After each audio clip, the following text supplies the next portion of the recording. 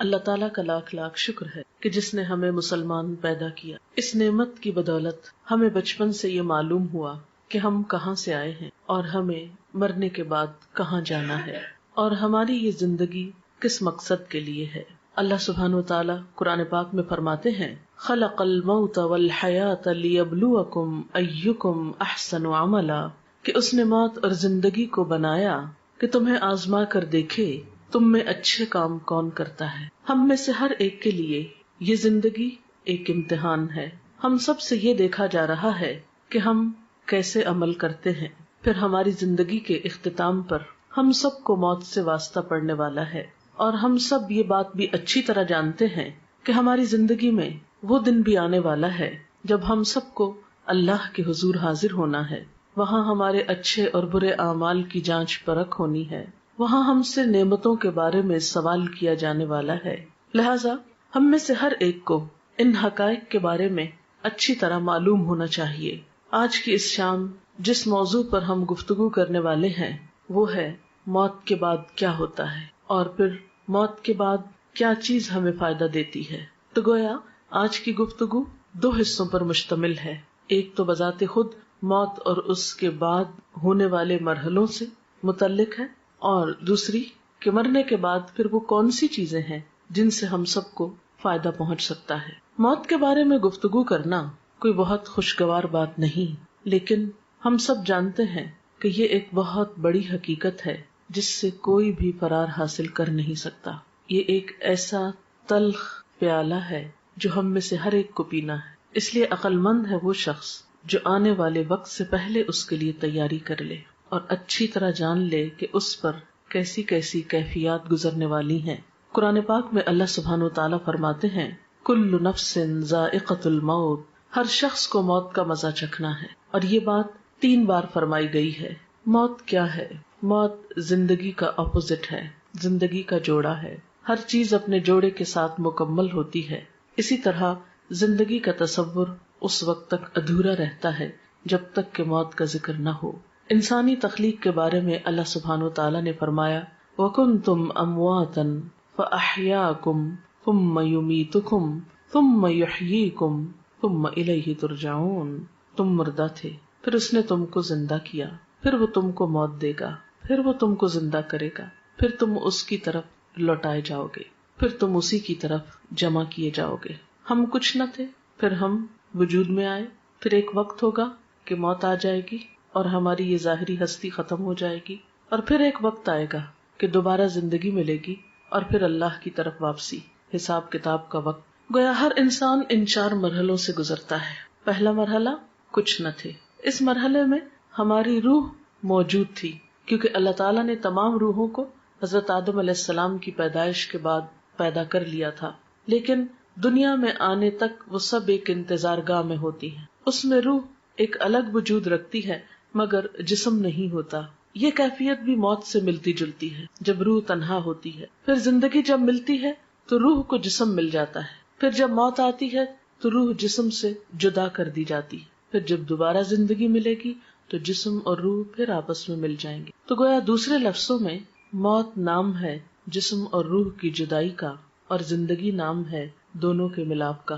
ہم کچھ نہ تھے، ہم وجود میں آئے، ہماری روح کو جسم ملا، اور جب ہماری زندگی پوری ہو جائے گی، ہمیں دیا ہوا وقت مکمل ہو جائے گا، تو پھر ہم میں سے ہر ایک کو موت کی کیفیت سے لازماً دوچار ہونا ہوگا. وہ وقت بہت اداسی کا وقت ہوتا ہے. جدائی کا وقت تو ویسے بھی خاص زندگی میں ہی کسی سے جدائی ہو وہ ایک تکلیف دہ وقت ہوتا ہے. الگ ہونا، بچھڑنا کوئی خوشگوار بات نہیں. عارضی جدائیاں بھی تکلیف دہ ہوتی ہیں، لیکن کچھ جدائیاں پھر مستقل ہو جاتی اور اس کے بعد دوبارہ اس دنیا میں واپسی کا امکان نہیں. پھر انسان اگلے مرحلے طے کرتا ہے. وہ وقت نہ صرف یہ کہ روحانی طور پر ایک اداسی کا، تکلیف کا وقت ہوتا ہے، بلکہ جسمانی طور پر بھی ایک تکلیف دہ وقت ہوتا ہے. موت کے وقت کی ایک سختی ہوتی ہے، روح کے ساتھ جسم بھی اس تکلیف کو محسوس کرتا ہے. انسان کا بال بال دکھتا ہے. وہ وقت ایک بے ہوشی کا سا وقت ہوتا ہے. قرآن پاک میں سورۃ قاف میں اللہ تعالیٰ فرماتے ہیں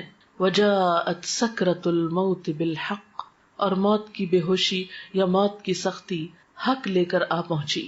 یعنی موت کے وقت ایک بے ہوشی کی سی کیفیت اور ایک تکلیف کی سی کیفیت ہوتی ہے. اسی لیے حضور صلی اللہ علیہ وسلم نے ایک دعا سکھائی، اللہم اعنی علی سکرات الموت وغمرات الموت. اے اللہ تو میری مدد فرما موت کی بے ہوشیوں پر اور موت کے وقت جو تکلیف ہے اس پر. اللہ سبحانہ وتعالی یہ بھی فرماتے ہیں، کلا اذا بلغت التراقی وقیل من راق وظن انہ الفراق والتفت الساق بالساق الی ربک یومئذ المساق. سورۃ القیامہ کی ان آیات میں بتایا گیا کہ جب جان حلق تک پہنچ جاتی ہے تو کہا جاتا ہے کہ ہے کوئی جھاڑ پھونک کرنے والا. آدمی یہ سمجھتا ہے کہ اب دنیا سے جدائی کا وقت آ گیا. اس وقت پنڈلی کے ساتھ پنڈلی مل جاتی ہے، یعنی انسان کی انتہائی بے بسی کی کیفیت ہوتی ہے. نہ کوئی علاج کام آتا ہے، نہ کوئی دم درود کام آتا ہے، اور انسان اپنی روح کو خیر بات کہہ دیتا ہے. حضرت جابر رضی اللہ تعالی عنہ کہتے ہیں، رسول اللہ صلی اللہ علیہ وسلم نے فرمایا، موت کی تمنا نہ کرو، لا تمنوا الموت. جان کنی کی تکلیف بڑی شدید ہے، اور یہ نیک بختی کی علامت ہے کہ اللہ کسی بندے کی عمر لمبی کر دے اور اسے توبہ کی توفیق عطا فرما دے. موت کے بعد جسم ہوتے وہ قبر میں ہوتی ہے، اور روح جو ہوتی علیین یا سجین میں ہوتی ہے. نیک لوگوں کی روح علیین میں ہوتی ہے جو بلند جگہ ہے، اور بدترین لوگوں کی روح سجین میں ہوتی ہے جو قید خانہ ہے، اور وہاں ان کے ساتھ جو بھی معاملہ ہوتا ہے جزا یا سزا کا. لیکن قبر کے اندر یا جسم جہاں پر بھی ہو ایک لنک اس کا برابر رہتا ہے جس سے جسم بھی تکلیف محسوس کرتا رہتا ہے، خواہ وہ ایک گھڑے کے اندر ہو یا پھیلا ہوا ہو. بالکل ایسے ہی ہے جیسے کروڑوں میل دور سورج ہونے کے باوجود اس کی کرن ہمارے جسم پہ پہنچتی ہے تو ایک کنیکشن ہو جاتا ہے، اور ایک جیسے شعاع آپ کی آنکھ میں اگر ریفلیکٹ ہو کے بھی آتی ہے تو ایک پیئرسنگ افیکٹ ہوتا ہے اس کا. تو اسی طرح قبر میں مردے کو جو عذاب ہوتا ہے یہ قرآن و حدیث سے ثابت ہے. لیکن شہداء کی روحیں جو ہیں وہ جنت میں ہوتی ہیں، ان کو رزق دیا جاتا ہے اور ان کے ساتھ اچھا معاملہ ہوتا ہے. آپ نے فرمایا شہیدوں کی روحیں سبز پرندوں کی شکل میں قندیلوں میں رہتی ہیں جو عرش الہی کے نیچے لٹکی ہوئی ہیں. جب چاہتی ہیں جنت میں سیر کے لیے چلی جاتی ہیں، اور جب چاہتی ہیں واپس آ کے انہیں قندیلوں میں بیٹھ جاتی. یہ مسلم کی روایت ہے. حضرت عبداللہ بن عباس کہتے ہیں کہ آپ صلی اللہ علیہ وسلم نے فرمایا، شہداء جنت کے دروازے پر بہنے والی خوبصورت نہر کے سبز گنبدوں میں ہیں جہاں انہیں صبح شام ان کا رزق دیا جاتا ہے. اس کے بعد یہ کہ قیامت کا دن آتا ہے اور انسان کا حساب کتاب شروع ہوتا ہے. میں اس کی تفصیلات میں نہیں جاؤں گی. میں اپنے لیکچر کا دوسرا اہم ترین حصہ کہ مردے کے لیے پھر ہمیں کیا کرنا چاہیے وہ تو پہنچ گیا جہاں اس کو پہنچنا تھا. ان احادیث کی روشنی میں اور قرآنی آیات کی روشنی میں زیادہ بڑا فرق جو ہے وہ مسلم اور کافر کا ہے. اور ایک چیز بیچ میں منافق کی بھی آتی اور برے اعمال کی بھی آتی. بہرحال قیامت کے دن انسان کی شکلوں صورتوں کو، اس کے مال کو، پراپرٹی کو، جائیداد کو، اس کی ذہانت اور اس کی ڈگریوں کو، سرٹیفکیٹس کو نہیں دیکھا جائے گا. اس کی نیت دیکھی جائے گی، اس کا اخلاق اور اس کے اعمال اور اس کا کردار دیکھا جائے گا کہ اس نے اللہ تعالیٰ کی پسند کے کتنے کام کی. مثلاً ایک شخص زبان کھولتا ہے اور غلط باتیں کرتا ہے، جھوٹ بولتا ہے، الزام تراشی کرتا ہے اور ساتھ نماز بھی پڑھتا ہے. ایک شخص شہید ہو رہا ہے اور ساتھ والدین کی نافرمانی وہ کرتا ہے. تو کچھ مسلمان ایسے ہوں گے کہ جن کے ملے جلے عمل ہوں گے. اب یہ اللہ تعالیٰ پر ڈپینڈ کرتا ہے کہ وہ کس کے ساتھ کیا معاملہ کرے. دیکھیں نا، آپ انسانوں میں کچھ انسان ہوتے ہیں جو آپ کے دوست ہوتے ہیں، آپ کو معلوم ہے کیسے معاملہ کریں. کچھ دشمن ہوتے ہیں، آپ کو پتا ہے. کچھ بیچ کے لوگ ہوتے ہیں، پھر وہ اللہ کی مرضی جس کیٹیگری میں ان کو رکھے. لیکن بہرحال نبی صلی اللہ علیہ وسلم نے جب صحابہ کرام کے سامنے ان سب باتوں کا ذکر کیا تو صحابہ کرام ایک موقع پر اتنا روئے کہ سب نے اپنے منہ پہ کپڑے ڈال لیے اور سسکیاں لے لے کر روئے. ان سب نے یہ محسوس کیا گویا یہ ساری باتیں ہمارے ہی بارے میں کی گئی ہیں. لیکن جب ہمیں اس طرح کی کوئی بات سنائی جائے تو ہم کہتے ہیں نہیں یہ تو کافر کی بات ہے، منافق کی بات ہے، ہم تو کلمہ پڑھتے ہیں اس لیے ہم پہ کوئی اثر نہیں. لیکن ٹھیک ہے ہم کلمہ پڑھتے ہیں، لیکن یہ بھی دیکھنا چاہیے کہ کلمے کی تصدیق کتنی کرتے ہیں، اس کو سچا کتنا مانتے ہیں، اور اللہ تعالیٰ کو بڑا کتنا مانتے ہیں، اس کی اطاعت کتنی کرتے ہیں. یہ بات بھی ہم سب کو سوچنے کی ہے. بات یہ ہے کہ عمل سے ہی انسان کی زندگی بنتی ہے اور اللہ تعالیٰ بھی انسان کے عمل کو دیکھتا ہے. اس لیے ہم سب کو یہ دیکھنا چاہیے کہ ہم نے اپنی آخرت کے لیے کیا تیار کر رکھا ہے. جیسے کہ قرآن پاک میں آتا ہے وَلْتَنْظُرْ نَفْسٌ مَّا قَدَّمَتْ لِغَدٍ، چاہیے کہ ہر شخص دیکھے اس نے اپنے کل کے لیے کیا تیاری کی ہے. سورۃ یاسین میں بھی اللہ سبحانہ وتعالیٰ فرماتے ہیں اِنَّا نَحْنُ نُحْيِي الْمَوْتَى وَنَكْتُبُ مَا قَدَّمُوا وَآثَارَهُمْ وَكُلَّ شَيْءٍ أَحْصَيْنَاهُ فِي إِمَامٍ مُبِينٍ، کہ یقیناً ہم مردوں کو زندہ کریں گے اور ہم لکھ رہے ہیں جو کچھ وہ آگے بھیجتے ہیں اور جو اپنے آثار چھوڑ رہے ہیں، اور ہر چیز کو ہم نے کھلی کتاب میں لکھ رکھا ہے. تو گویا ہر انسان کا نامہ اعمال دو چیزوں پر مشتمل ہے، ایک وہ جو اپنی زندگی میں کام کرتا ہے اچھے یا برے، دوسرے وہ جو اس کے بعد اس کے نام پر یا اس کو دیکھ کر لوگ کرتے ہیں. مثلاً اس کے جتنے بھی آثار ہیں، آثار سے مراد نشانیاں ہوتی ہیں، اثر کی جمع ہے. بچے اس کی نشانیاں ہیں، یا اس کا علم اس کی ایک نشانی یا علامت ہے، یا اور اس کے کچھ اچھے اعمال. ایسے اعمال کا اس کو بعد میں بھی بونس ملتا رہتا ہے، اجر ملتا رہتا ہے، لیکن نئے عمل کرنے کا وقت ختم ہو جاتا ہے. اس لیے ہم دیکھتے ہیں کہ نبی صلی اللہ علیہ وسلم نے فرمایا مرنے کے بعد انسان کے اعمال کا سلسلہ منقطع ہو جاتا ہے سوائے تین چیزوں کے جن کا ثواب میت کو پہنچتا رہتا ہے. نمبر 1 صدقہ جاریہ کرنا، نمبر 2 لوگوں کو فائدہ دینے والا علم، نمبر 3 نیک اولاد جو میت کے لیے دعا کرتی ہے. تو گویا انسان کے آثار میں تین چیزیں ہیں. ایک تو یہ کہ زندگی میں انسان ایسی جگہ اپنے ہاتھ سے پیسہ لگا جائے کہ جس سے لوگوں کو فائدہ پہنچے، سے کوئی کنواں کھدوا دیا، یا کوئی اسکول بنوایا، کوئی ہاسپٹل بنوایا، یا کوئی اور اچھا کام کیا. دوسرا یہ کہ کسی کو کوئی تعلیم دے جائے، کچھ سکھا جائے، کوئی اچھی بات بتا جائے اور وہ اس پر عمل کرے. اور تیسری یہ کہ نیک اولاد جو اچھی تربیت والدین کرتے ہیں تو اس پر جو کچھ وہ نیک اولاد کام کرے گی وہ والدین کے لیے اجر و ثواب کا باعث ہوگی. حضرت انس کہتے ہیں کہ میں نے نبی صلی اللہ علیہ وسلم سے سنا، آپ فرماتے ہیں دوست تین قسم کے ہوتے ہیں، یعنی فرینڈز کی تین قسمیں. ایک دوست تم سے کہتا ہے میں تمہارے ساتھ رہوں گا یہاں تک کہ تم قبر میں پہنچ جاؤ. ایسا آدمی جب قبر میں پہنچتا ہے تو وہ دوست اس کا ساتھ چھوڑ دیتا ہے. دوسرا دوست وہ تم سے کہتا ہے تمہارا بس اتنا حصہ ہے جتنا تم نے غریبوں کو دیا، اور جو کچھ تم نے نہیں دیا اپنے پاس رکھا وہ تمہارا نہیں. اس دوست کا نام مال ہے. یعنی ایک انسانی دوست ہے جو زندگی میں ساتھ دیتا ہے، مرنے پہ ساتھ چھوڑ جاتا ہے. دوسرا مال ہے جو اگر تو اچھے کاموں میں لگا دیا جائے، دوسروں پہ خرچ کیا جائے تو بعد میں بھی کام آئے گا، اور اگر صرف اپنی ذات پر خرچ کر دیا اور اپنی خواہشات کے پورا کرنے پر تو اس سے کیا ہوگا، وہ بعد میں کام نہیں آئے گا. اور تیسرا دوست تم سے کہتا ہے کہ میں تمہارے ساتھ رہوں گا اس جگہ بھی جہاں تم داخل ہوگے، اس جگہ بھی جہاں سے تم نکل کر جاؤ گے، یعنی قبر. اس کا نام عمل ہے. آدمی حیران ہو کر عمل سے کہے گا بخدا ان تینوں طرح کے دوستوں میں سے تم میں حقیر اور معمولی چیز سمجھتا تھا، اور یہ میری بھول تھی. میں نے رشتہ داروں کے لیے، دوستوں کے لیے سب کچھ کیا، کوئی کام نہیں آیا، صرف عمل ہی ساتھ رہا. تو گویا ایک دوست انسان ہے، دوسرا مال ہے، اور تیسرا عمل ہے. انسان انسانی دوستوں کو بہت اہمیت دیتا ہے، مال کو بھی بہت چاہتا ہے، لیکن کام کرنا پسند نہیں کرتا جبکہ ساتھ اسی کو دینا ہے. حضرت ابو ہریرہ سے روایت ہے نبی صلی اللہ علیہ وسلم نے فرمایا بے شک مومن کے ان کاموں اور نیکیوں میں سے جن کا ثواب اسے مرنے کے بعد بھی پہنچتا رہے گا یہ چیزیں ہیں. یعنی اپنی زندگی میں انسان ایسے کام کر جائے جس کا اجر و ثواب اس کو مرنے کے بعد ملے. تو آپ صلی اللہ علیہ وسلم نے اب وہ کام بتائے. اب یہ حدیث ہم سب کے لیے کہ وہ کون سے کام ہیں جو آج ہم کریں تو ہمیں قبر میں بھی اس کا پروفٹ ملتا رہے گا، اس کا فائدہ ملتا رہے گا، کیونکہ عمل ہی ساتھ جائے گا نا. وہ کون سے ہیں؟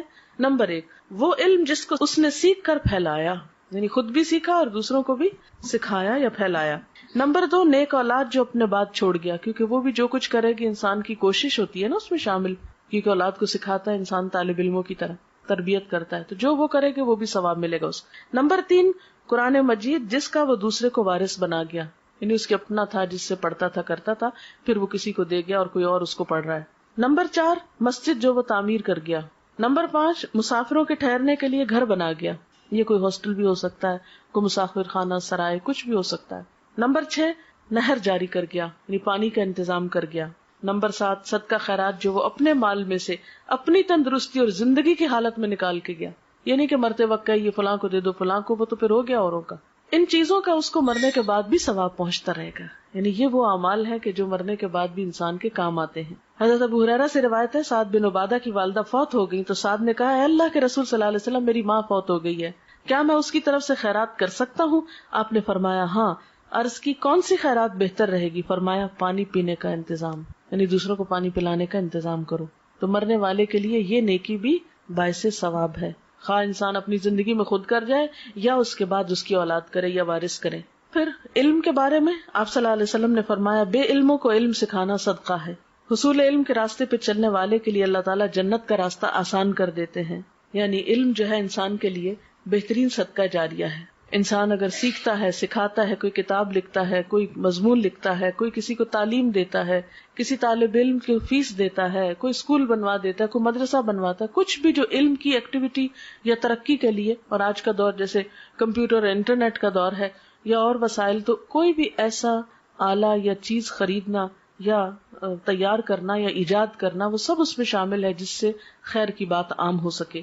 پھر نیک اولاد، یعنی انسان کی زندگی میں بہت چانس ہے کہ اپنے بچوں کی، اور خصوصاً آپ مائیں ہیں جن کے پاس بچوں کو وقت زیادہ ملتا ہے رہنے کا، ان کی اچھی تربیت کرے.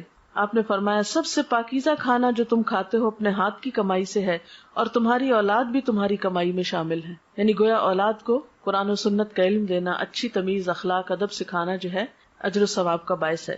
ایک اور چیز جو میت کو فائدہ دیتی ہے وہ دعا ہے.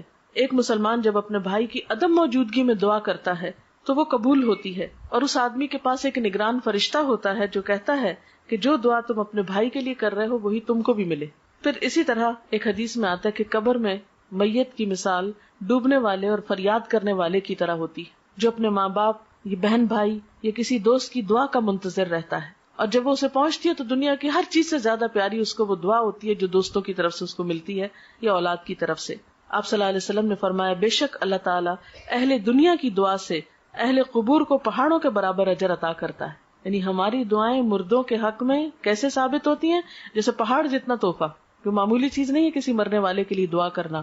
مردوں کے لیے زندوں کی طرف سے بہترین تحفہ ان کے لیے استغفار کرنا، یعنی ان کی بخشش کی دعا کرنا ہے. اور وہ دعا کیا ہے؟ اللہم اغفر لہ وارحمہ وعافہ واعف عنہ واکرم نزلہ ووسع مدخلہ واغسلہ بالماء والثلج والبرد ونقہ من الخطایا کما ينقى الثوب الابيض من الدنس اللهم ابدله دارا خيرا من داره واهلا خيرا من اهله وزوجا خيرا من زوجه اللهم ادخله الجنة واعذه من عذاب القبر ومن عذاب النار. تو یہ مسنون دعا ہے جو آپ صلی اللہ علیہ وسلم مردے کے لیے پڑھتے تھے.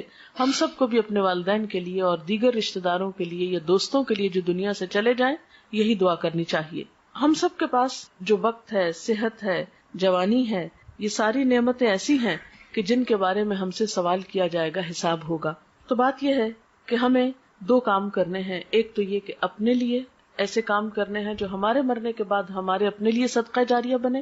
دوسرے وہ کام ہیں جو ہمیں اپنے عزیز دوستوں، رشتہ داروں، والدین اور دیگر اقرباء کے لیے کرنے ہیں اگر وہ دنیا سے چلے جائیں، کیونکہ وہ اب اپنے لیے خود کچھ نہیں کر سکتے، وہ اب آپ کی دعاؤں کے محتاج ہو گئے. تو سب سے پہلی بہترین چیز جو کرنی ہے آپ کو وہ دعا کرنی. نمبر 2 یہ کہ ان کے لیے صدقہ خیرات کرنا ہے، اور خاص طور پر اگر وہ کوئی قرضہ چھوڑ گئے تو پہلے اس کو ادا کریں، ان کی وراثت تقسیم کرنے میں مدد کریں اہل خاندان کی. تیسری چیز، اگر ان کے روزے چھوٹ گئے ہیں تو اس کو ادا کریں، چاہے خود رکھیں یا اس کا کفارہ دیں. اور چوتھی چیز یہ کہ ان کے لیے صدقہ خیرات کا اہتمام، جیسے کنویں کھدوانے کی شکل میں یا پانی پلانے کی شکل میں یا اور کسی بھی طریقے سے.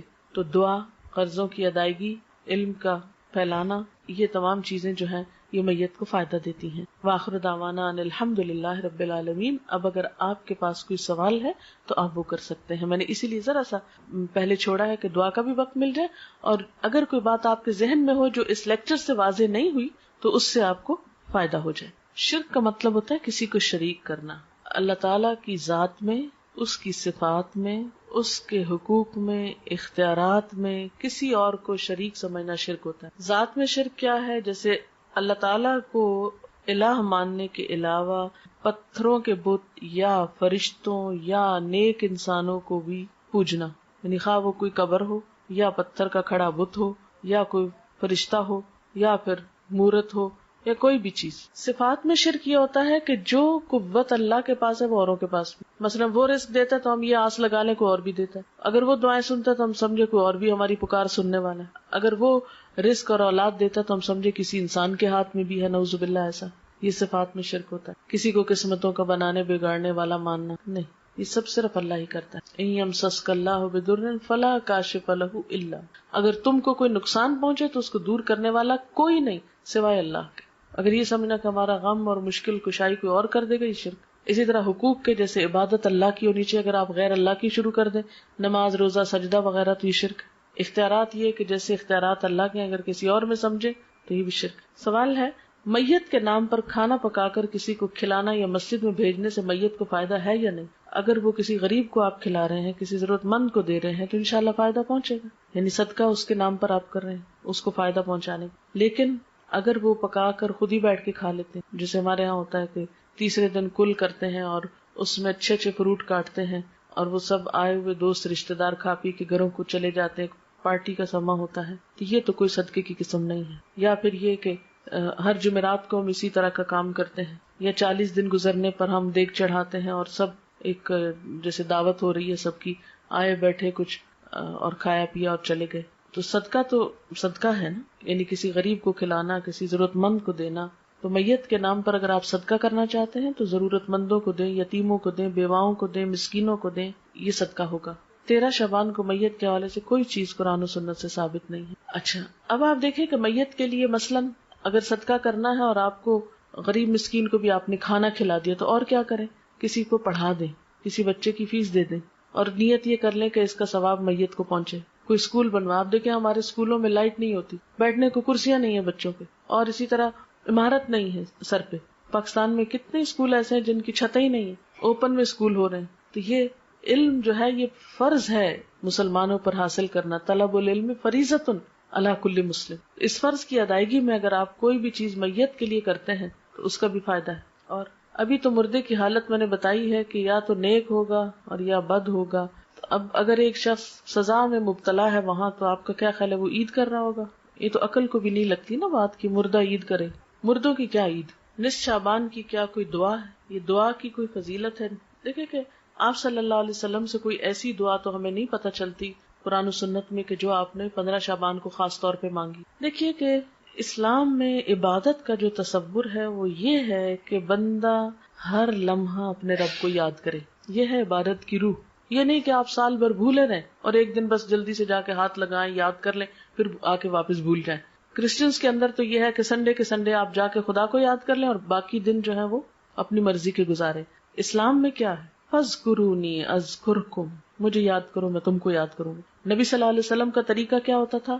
کان یذکر اللہ فی کل احیان، آپ اللہ کو ہر لمحہ یاد کیا کرتے تھے۔ الذین یذکرون اللہ قیاما وقعودا وعلی جنوبہم، وہ لوگ جو اللہ کا ذکر کرتے رہتے ہیں کھڑے اور بیٹھے اور لیٹے۔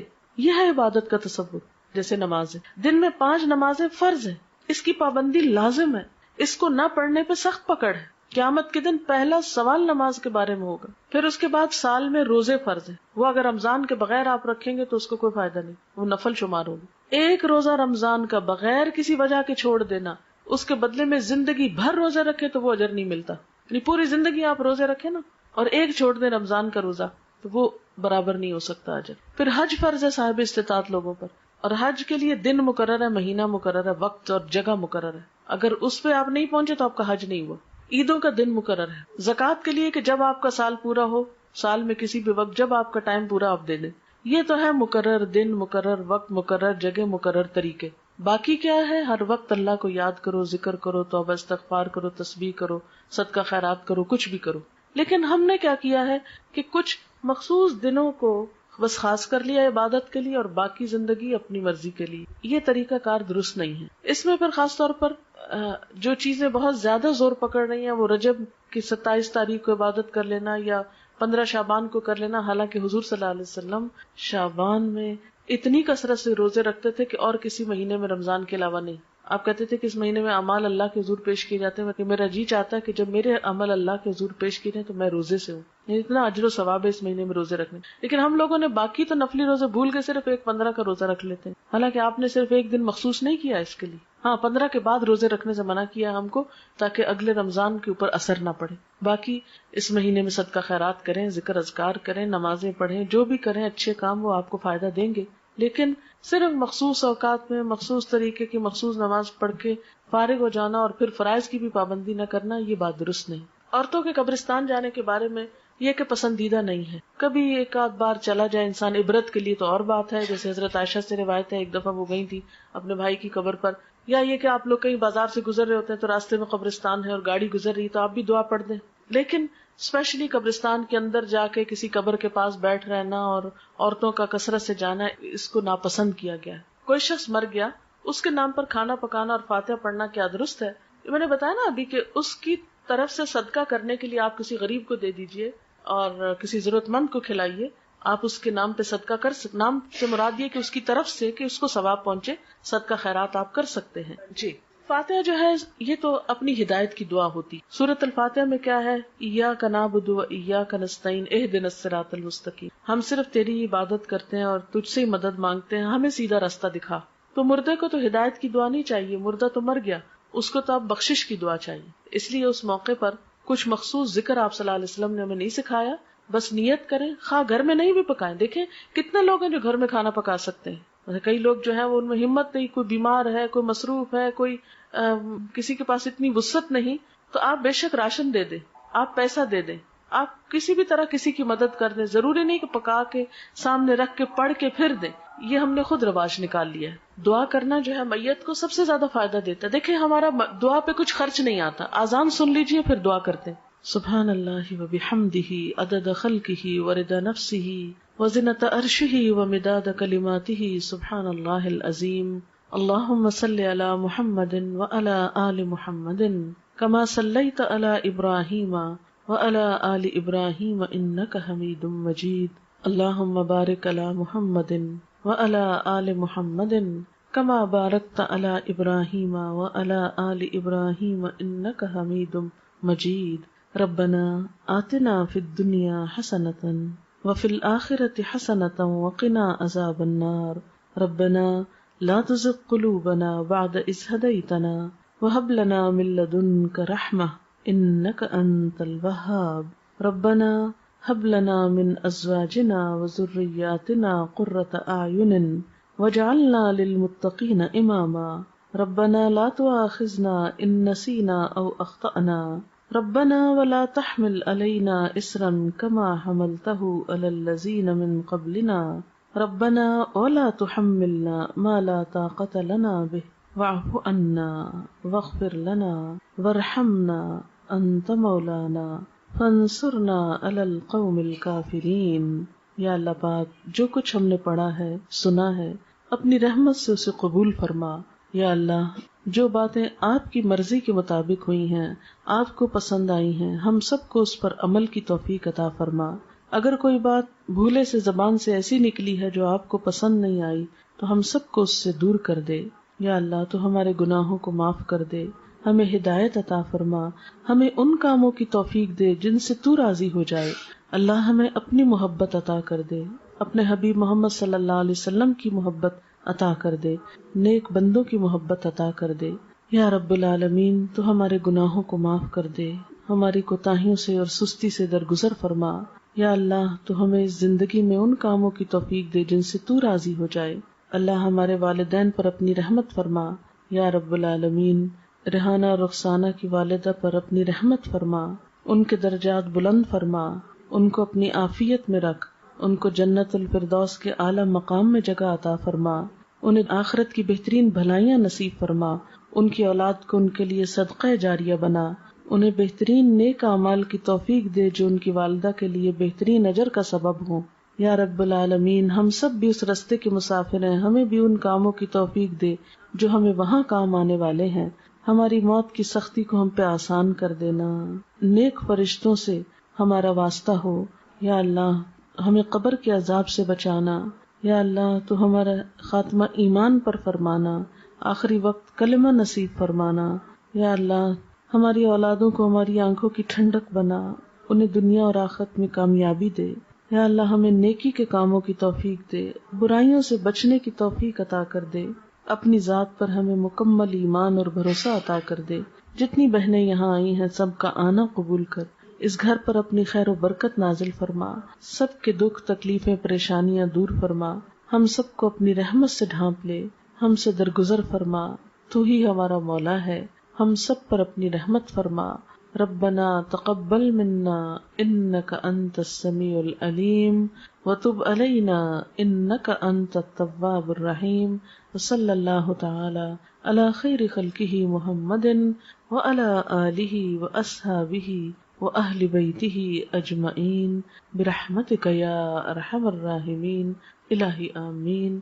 سبحانک اللہم و بحمدک نشہد ان لا الہ الا انت نستغفرک و نتوب الیک۔ رخسانہ کچھ کیسٹ اور کتاب شاید آپ کو اپنی والدہ کے صدقہ جاریہ کے لیے تقسیم کرنا چاہتی ہیں، اس کے لیے میں آپ کو تھوڑا سا گائیڈ کرنا چاہوں گی کہ جب بھی آپ نماز پڑھیں اور قرآن پاک پڑھیں تو یہ چھوٹی سی دعاؤں کی کتاب ہے، اس کو آپ اپنے پرس میں رکھ لیں، اپنے کہیں بھی قریب رکھ لیں۔ تو ویسے تو اتنی دعائیں زبانی یاد نہیں ہوتی، بھول بھی جاتے ہیں ہم، ترتیب یاد نہیں ہوتی، تو آپ کیا کر سکتے ہیں کہ قرآن پاک کے بعد دعا قبول ہوتی ہے اس وقت آپ وہ کتاب کھولیں، 5 دعائیں، 10 دعائیں، 20 جتنی آپ میں توفیق ہو ان کو پڑھ لیں، نشانی رکھ لیں، پھر اگلی نماز کے بعد پھر اگلی 5-10 پڑھ لیں، پھر اگلی نماز کے بعد اس طرح کر لیں، یا اگلی تلاوت کے بعد، کیونکہ میرا خود اپنا طریقہ یہی ہے کہ میں جب بھی نماز یا قرآن پڑھتی ہوں تو پھر ان دعاؤں کو آگے آگے چلاتی جاتی ہوں۔